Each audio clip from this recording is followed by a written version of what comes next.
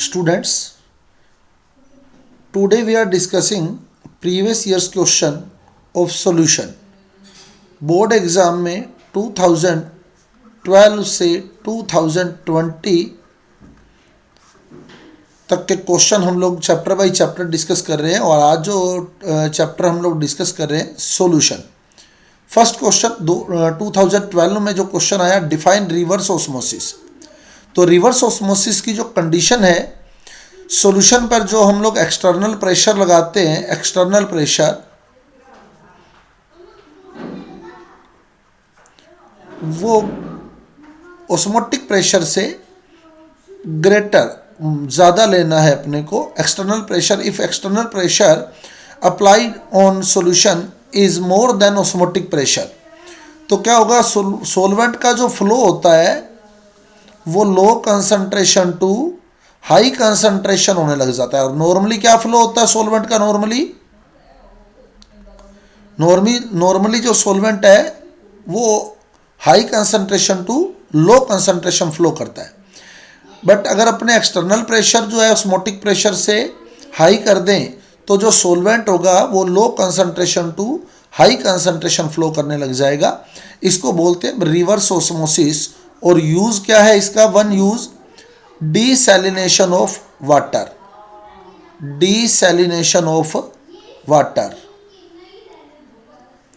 Desalination of water. Water के purification में purification of water, desalination लिखना ज़्यादा बेटर है क्योंकि मैरीन वाटर का जो प्योरिफिकेशन है वो only and only reverse osmosis के थ्रू ही किया जाता है।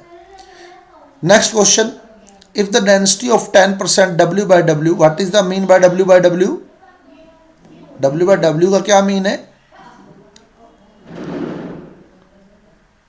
Weight by weight, weight by weight.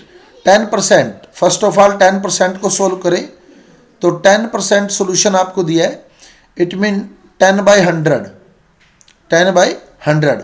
W by W का मीन है ग्राम अपॉन ग्राम। तो अपर जो ग्राम है वो सोल्यूट के हैं और लोअर ग्राम सोलवेंट के हैं। तो सोल्यूट जो है आपके पास H2SO4 है, तो यहाँ अपने पास mass of H2SO4, mass of H2SO4 equal to 10 gram and mass of solution, mass of solution equal to 100 gram, क्योंकि W by W है 100 ग्राम। और आपको मोलैलिटी फाइंड करनी है, मोलैलिटी। तो मोलैलिटी का फॉर्मूला क्या है, मोलैलिटी का, molality equal to moles of solute upon mass of solvent in KG, mass of solvent in KG. अब मोल कैसे सोल्व करते हैं, मोल इक्वल टू क्या फॉर्मूला है मोल का, mole equal to given mass upon molar mass, given mass upon molar mass. Given mass कितना है, given mass 10 ग्राम, given mass जो है 10।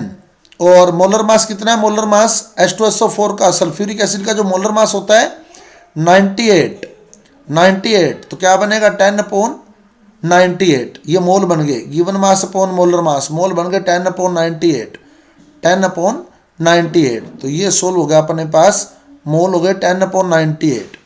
अब मास of solvent in KG, solvent का मास निकालना है केजी में। तो सॉल्यूशन के ग्राम आपको दिए 100, सोल्यूट के ग्राम दिए 10, तो सोलवेंट कितना होगा बताओ, सोलवेंट कितना हो जाएगा,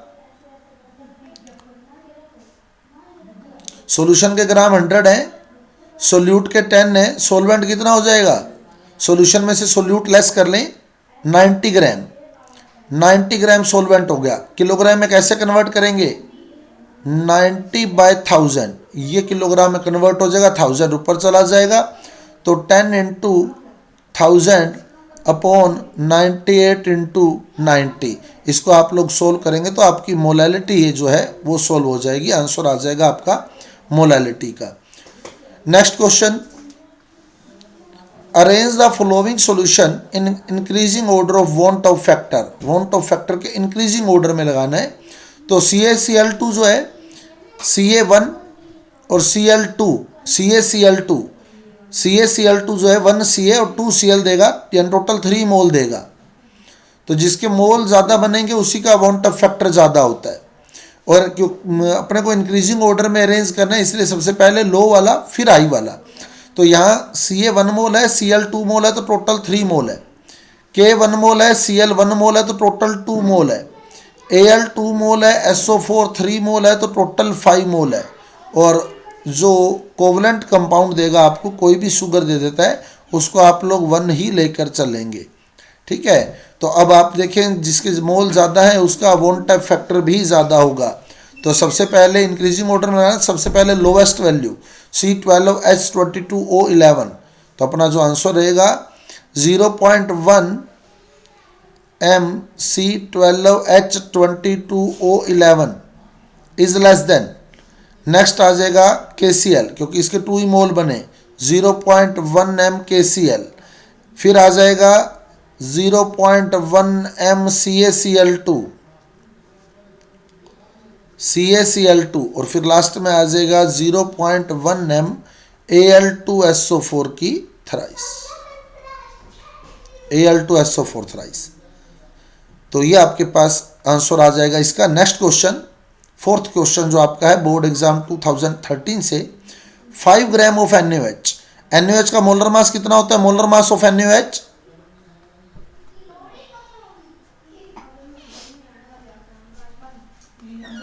40, मोलर मास ऑफ NaOH 40। और गिवन मास कितना है? Given mass 5। मोल कितने बन जाएंगे? मोल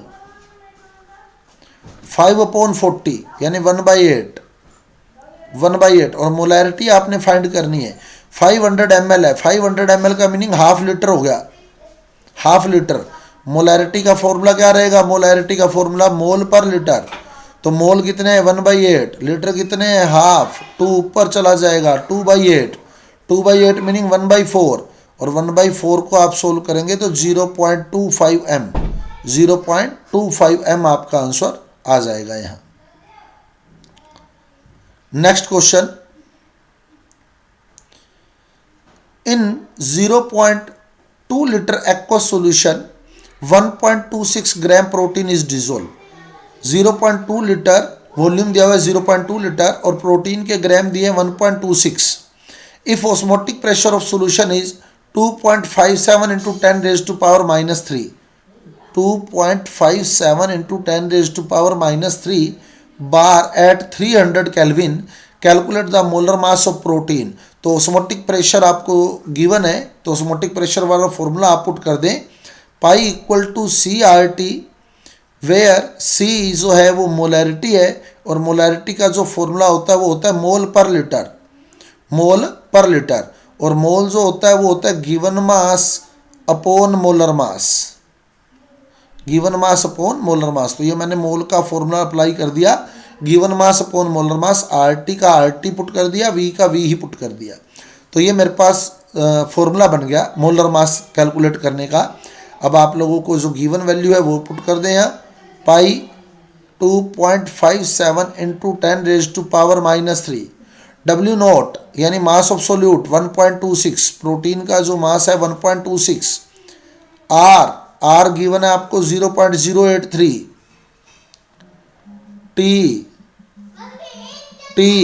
T जो है वो गिवन है आपको 300 केल्विन, M नोट जो है वो आपने सोल्व करना है और वॉल्यूम जो है वो 0.2।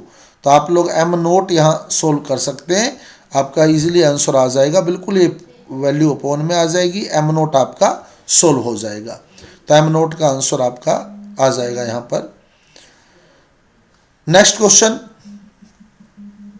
What will the change occur in vapour pressure if we add 1 spoon sugar in water. तो अगर वाटर में अपने 1 स्पून शुगर ऐड कर देते हैं तो क्या होता है? वेपर प्रेशर, वेपर प्रेशर अपना हेडिंग था, वेपर प्रेशर में लोवरिंग आती है, लोवरिंग इन वेपर प्रेशर। तो अपने सिंपल सी बात है कि जब 1 स्पून शुगर वाटर में ऐड करेंगे तो वेपर प्रेशर जो है वो डिक्रीज हो जाएगा, vapour pressure decreases.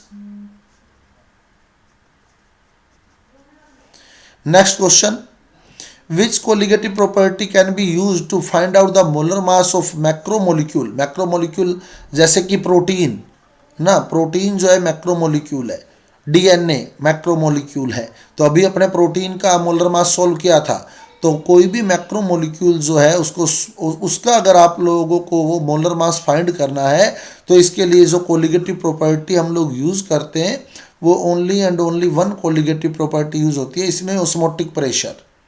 Osmotic pressure. Next, either boiling point will be same if 0.1 mole sodium chloride और 0.1 mole of sugar dissolve in 1 litre of water. अगर हम 0.1 मोल सोडियम क्लोराइड यानी NaCl को 1 लीटर वाटर में डिजोल्व करते हैं और शुगर को 1 लीटर वाटर में डिजोल्व करते हैं तो क्या बॉइलिंग पॉइंट सेम रहेगा? नहीं, बॉइलिंग पॉइंट सेम नहीं रहेगा। किसका बॉइलिंग पॉइंट ज़्यादा होगा बताओ? किसका बॉइलिंग पॉइंट ज़्यादा आएगा? किसका बॉइलिंग पॉइंट ज़्यादा रहेगा यहाँ? NaCl, because NaCl dissociate into Na plus and Cl minus, और शुगर जो है वो शुगर ही रहेगा, तो शुगर 1 मोल रहेगा और NaCl में 2 मोल ऑब्टेन हो जाएंगे अपने को। तो जितने ज़्यादा मोल होते हैं उतना ही बॉइलिंग पॉइंट में एलिवेशन होता है। तो नंबर ऑफ मोल इंक्रीज होते हैं तो बॉइलिंग पॉइंट में एलिवेशन होता है। तो NaCl का जो बॉइलिंग पॉइंट होगा वो ज़्यादा होगा, नंबर ऑफ मोल ज़्यादा है इसके। नेक्स्ट कहता है what can we separate, what नहीं आएगा यहाँ, can we separate the components of azeotropic mixture by fractional distillation. Can we separate the components of azeotropic mixture by fractional distillation. Azeotropic mixture क्या होता है? एजियोट्रोपिक मिक्सचर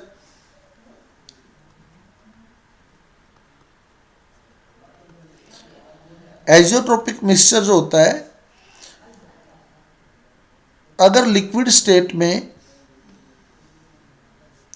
और vapour state में composition same रहता है तो उसको हम लोग एजियोट्रोपिक मिक्सचर बोलते हैं। लिक्विड स्टेट और वेपर स्टेट का कंपोजिशन सेम होता है तो उसको हम लोग एजियोट्रोपिक मिक्सचर बोलते हैं, और इसका जो बॉइलिंग पॉइंट होता है वो कांस्टेंट होता है। बॉइलिंग पॉइंट जो होता है वो कांस्टेंट होता है, यानी चेंज नहीं होता है, इसका बॉइलिंग पॉइंट फिक्स होता है।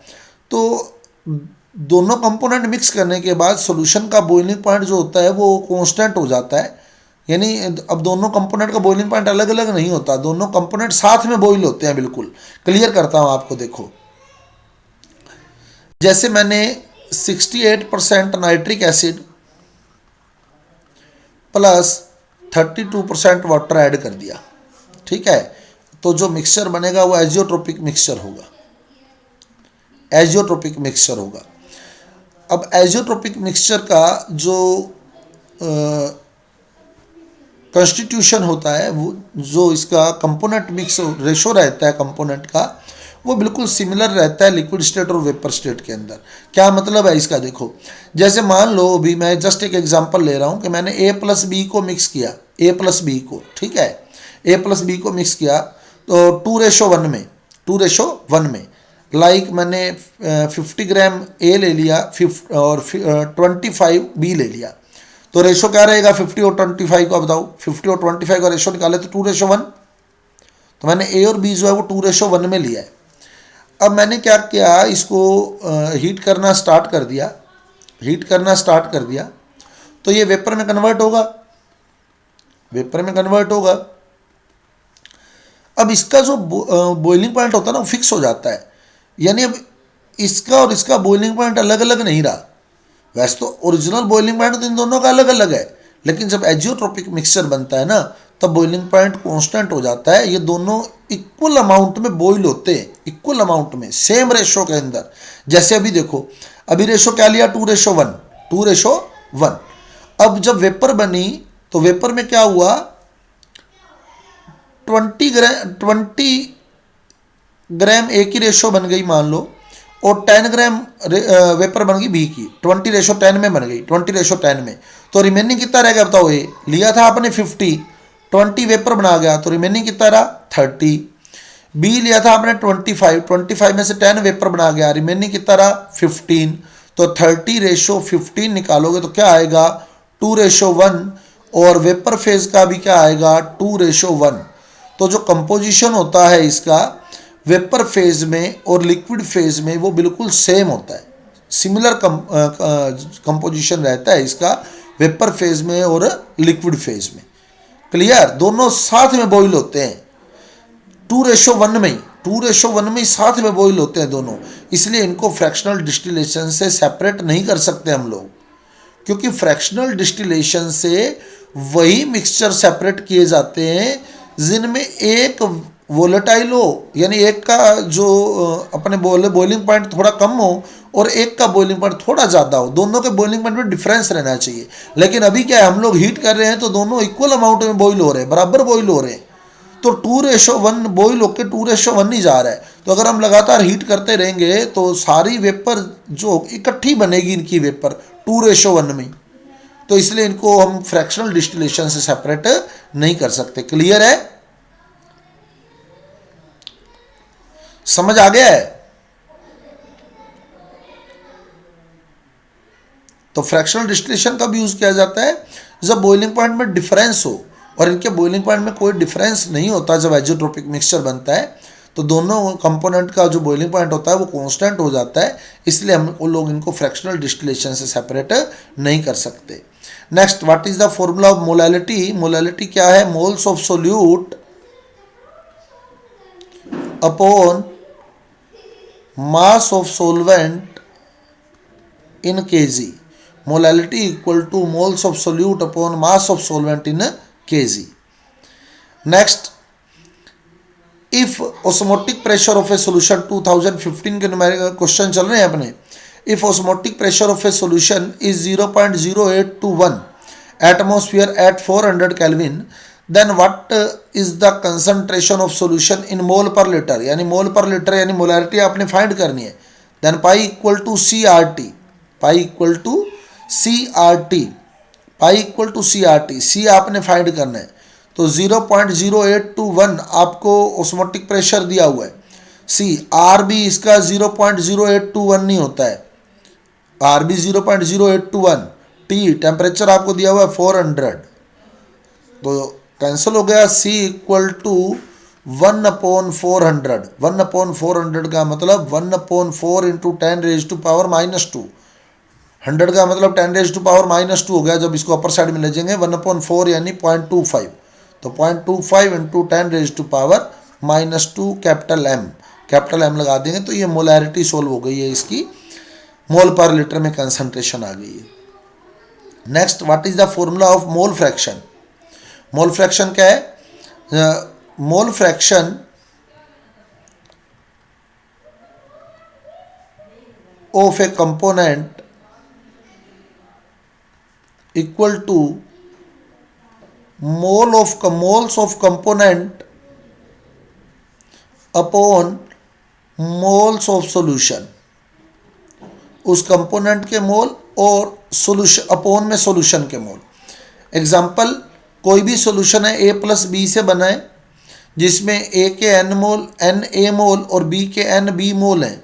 तो अगर अपने को A का मोल फ्रैक्शन निकालना है तो अपने A के मोल अपॉन टोटल मोल यानी सॉल्यूशन के मोल। अगर B का मोल फ्रैक्शन निकालना है तो B के मोल अपॉन सॉल्यूशन के मोल। तो ये फार्मूला हमारा आ जाएगा।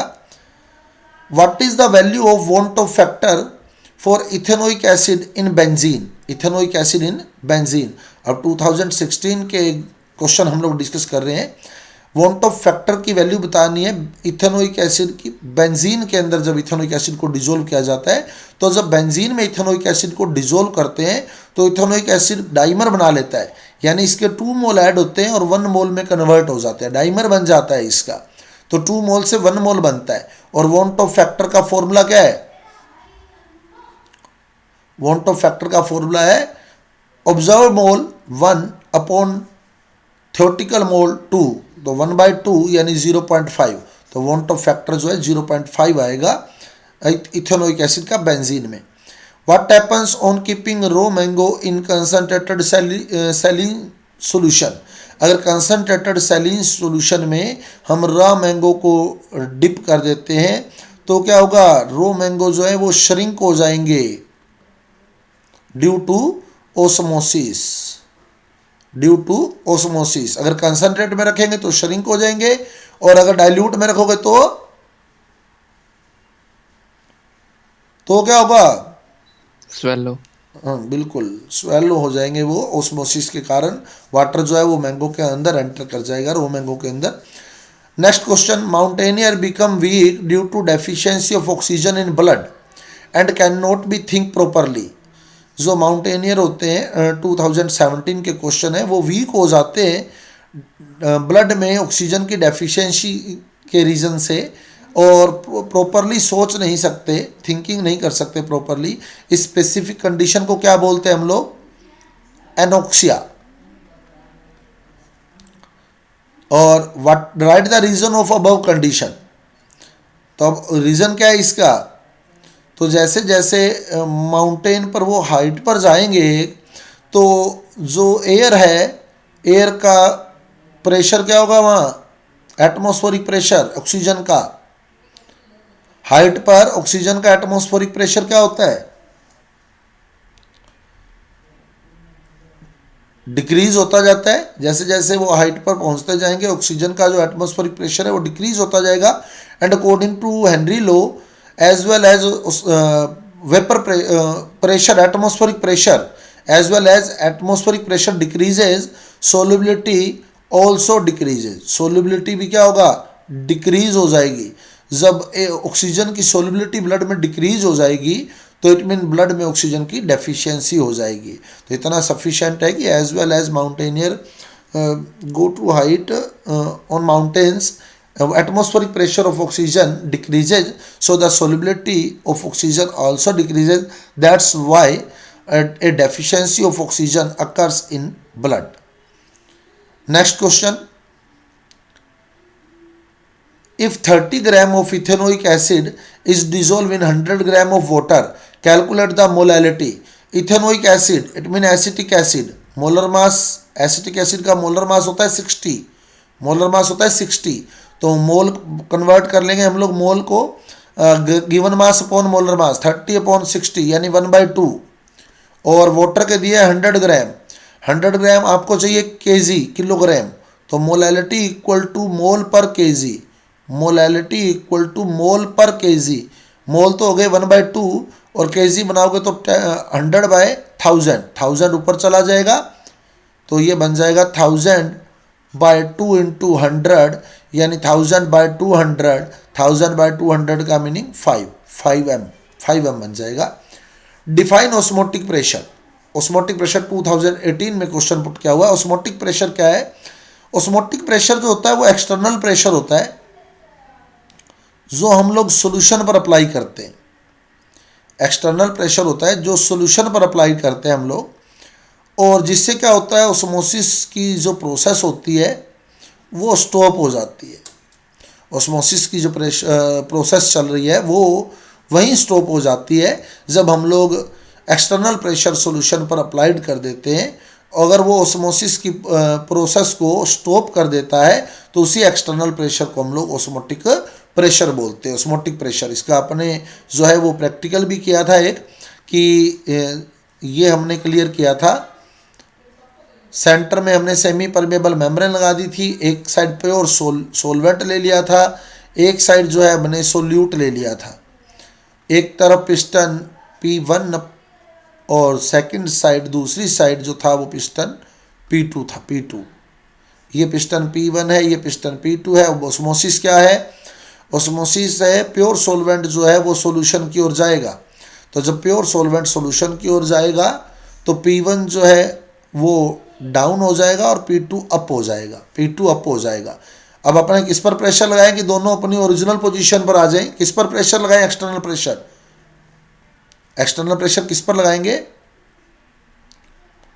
P2 पर, सॉल्यूशन पर। सॉल्यूशन पर एक एक्सटर्नल प्रेशर अप्लाई किया जाएगा जो पिस्टन को वापस अपनी ओरिजिनल पोजीशन पर ले आएगा, पिस्टन को वापस अपनी ओरिजिनल पोजीशन पर ले आएगा, यानी ऑस्मोसिस को स्टॉप कर देगा। ये जो एक्सटर्नल प्रेशर लगाया हमने, यही एक्सटर्नल प्रेशर जो होता है ऑस्मोटिक प्रेशर होता है। नेक्स्ट क्वेश्चन कहता है solubility of gases decreased on increasing temperature, explain. Because solubility of gases in liquid is an exothermic reaction, exothermic reaction है, और एक्सोथर्मिक रिएक्शन में अपने जब टेम्परेचर इंक्रीज करेंगे तो सोलिबिलिटी डिक्रीज होगी बिकॉज हेनरी कांस्टेंट इंक्रीज होगा। ये ज़रूर लिखें बात आप कि गैस को वाटर में डिजोल्व करते हैं, लिक्विड में डिजोल्व करते हैं तो एक्सोथर्मिक रिएक्शन है, और इससे सोलिबिलिटी जो होती है वो टेम्परेचर इंक्रीज करने पर डिक्रीज होती है बिकॉज हेनरी कांस्टेंट इंक्रीज हो जाता है। Next question, how many gram of NaCl required to form 200 ml of solution of 5% W/V NaCl। तो 5% का मीनिंग क्या है, W/V गिवन है, W/V, देन अपना हो गया 5/100, 5/100 यानी 5 ग्राम NaCl और 100 ml, क्योंकि अपोन में V गिवन है, V का मतलब 100 ml, यानी अगर अपने को 100 ml सोल्यूशन प्रिपेयर करना है तो 5 ग्राम NaCl रिक्वायर्ड है। तो अगर 200 ml प्रिपेयर करना है तो कितने ग्राम NaCl रिक्वायर्ड होंगे, कॉमन सी बात है 10 ग्राम, 10 ग्राम। नहीं तो इसको आप लोग यूँ सोल्व करें, 5% आपको गिवन है, 5% ना, परसेंट क्या होता है, परसेंट 5% है, W/V percent equal to, W/V percent का फॉर्मूला है W/V percent equal to mass of solute upon volume of solution into 100। अब ये आपको 5 दिया है, मास ऑफ सोल्यूट आपने सोल्व करना है, सॉल्यूशन का वॉल्यूम आपको 200 ml दिया है, इंटू 100 को 200 से कट करेंगे 2 रह जाएगा, और 2 इधर मल्टीप्लाई में आ जाएगा, 5 2 जा 10 बन जाएगा, यानी मास ऑफ सोल्यूट जो है वो 10 ग्राम है, मास ऑफ सोल्यूट जो है वो 10 ग्राम है, 10 ग्राम। तो बाकी आप सीधा सोच सकते हैं कि 5% का मीनिंग क्या है, 5/100 यानी 5 ग्राम NaCl रिक्वायर्ड है 100 ml सोल्यूशन की फॉर्मेशन के लिए, प्रिपरेशन के लिए। तो 100 ml के लिए 5 ग्राम है, तो 200 ml के लिए 10 ग्राम हो जाएगा।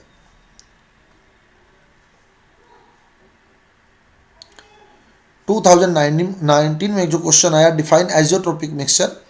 एजियोट्रोपिक mixture is the mixture if composition in liquid state is remains same in vapor phase। Liquid phase का और वेपर फेज का जो कंपोजिशन है वो सेम रहता है अगर, तो ऐसे मिक्सचर को हम लोग एजियोट्रोपिक मिक्सचर बोलते हैं, एजियोट्रोपिक मिक्सचर बोलते हैं जिसमें वेपर फेज का और लिक्विड फेज का जो कंपोजिशन होता है वो सेम होता है। नेक्स्ट क्वेश्चन 17 क्वेश्चन जो है आपका 2019 में बहुत ही स्टैंडर्ड का क्वेश्चन है, क्लियर करें अपने। 0.05 m solution of K4Fe6 dissociate 92% at 300 Kelvin. Calculate the osmotic pressure of solution if R equal to 0.08 to 1। R given है, अपने को osmotic pressure फाइंड करना है, और बिकॉज डिसोसिएशन दिया हुआ है, डिसोसिएशन आपको गिवन है, डिसोसिएशन गिवन है, तो आप लोग जो है वो वॉन टाउ फैक्टर को ज़रूर लाएं। यहाँ हमें प्रैक्टिकल वैल्यू फाइंड करनी पड़ेगी, पाई की जो प्रैक्टिकल वैल्यू है वो फाइंड करनी पड़ेगी। पाई इक्वल टू ICRT, ये फॉर्मूला होता है, pi equal to ICRT। Practical value अपने को फाइंड करनी पड़ेगी। अब आई की वैल्यू कैसे लाएंगे वो क्लियर करें। पहले तो पाई आई अपने को चाहिए, सी गिवन है 0.05, सी गिवन है 0.05, आर गिवन है 0.0821, टी गिवन है 300, और रिमेनिंग रहा आई की वैल्यू अगर अपने पास आ जाती है तो अपना क्वेश्चन हो गया। और अपना फार्मूला क्या था, डिग्री ऑफ डिसोसिएशन और वॉन्ट ऑफ फैक्टर में जो रिलेशन था, क्या रिलेशन था, alpha equal to I-1 upon N-1, ये फॉर्मूला था अपने पास। Alpha equal to I-1 upon N-1। Alpha जो है वो 92%, 92% का मतलब 92/100, 92/100, 92/100 का मीनिंग हो गया आपके पास 0.92, अल्फा 0.92 है।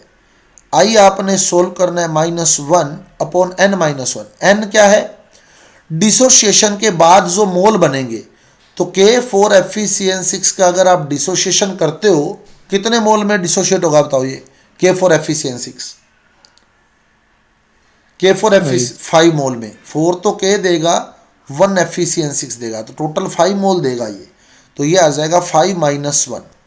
N जो है नंबर ऑफ मोल्स है आफ्टर डिसोसिएशन, तो N जो है 5 मोल बनेगा, 5 माइनस 1, 5 माइनस 1 मीनिंग 4 हो गया। 4 इधर मल्टीप्लाई में आ जाएगा, और 4 को 0.92 से आप जब मल्टीप्लाई करेंगे तो आपके पास बन जाएगा ये 4 2 ज़ा 8 और 36, 3.68 इक्वल टू I माइनस 1, और माइनस 1 को आप अगर इधर लेके जाएंगे तो वो प्लस 1 हो जाएगा। I इक्वल टू 1 प्लस 3.68 कितना हो जाएगा? 1 प्लस 3.68 4.68। I की वैल्यू 4.68 आ जाएगी। तो बस I की वैल्यू सोल्व होते ही फिर क्लियर कर ले कैसे किया इसको। बहुत सिंपल क्वेश्चन है, ये ध्यान रखना, जब डिग्री ऑफ डिसोसिएशन या एसोसिएशन दे देता है ना, तो आपको I की वैल्यू लानी पड़ेगी, और I के फॉर्मूले मैंने आपको पूरे क्लियर किए हुए हैं ना। Alpha equal to I minus 1 अपॉन N minus 1 degree of dissociation के लिए आता है ये। तो I की वैल्यू आ गई 4.68, तो I की वैल्यू आप यहाँ 4.68 रख दें। 4.68 इंटू C गिवन है 0.05, इंटू R गिवन है 0.0821, इंटू T गिवन है 300, तो पाई सोल्व हो जाएगा। क्लियर? समझ आ गया ना क्वेश्चन?